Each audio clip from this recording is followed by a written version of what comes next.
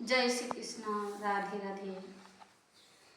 আমি আজ চলে এসেছি জয় গোপাল NHS চ্যানেলটি নিয়ে আপনাদের সামনে। সকল সনাতন ভক্তবৃন্দকে আমি আমার চ্যানেলে স্বাগত জানাই। আমি আজ বলতে চলেছি শ্রীকৃষ্ণ কখন কেন পৃথিবীতে আবির্ভূত হন। শ্রীমদ্ ভগবদ গীতায় জ্ঞান কর্মযোগ সন্ন্যাস যোগে ৪র্থ অধ্যায়ে ৭ এবং ৮ শ্লোকে বলা হয়েছে, যদা যদা হি ধর্মস্য গ্লানির্ভবতি ভারত অভ্যুত্থানম ধর্মস্য তদাত্মানম সৃজাম্যহম।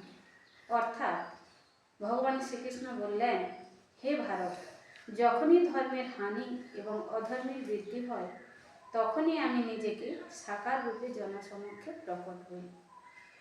পরিত্রাণায় সাধনাং বিনাশায় চ দুষ্কৃতাম ধর্ম সংস্থাপনার্থায় সম্ভবামি যুগে যুগে। অর্থাৎ সাধুদের রক্ষার জন্য এবং পাপীদের বিনাশের জন্য ও ধর্ম সংস্থাপনের জন্য আমি যুগে যুগে অবতীর্ণ হই।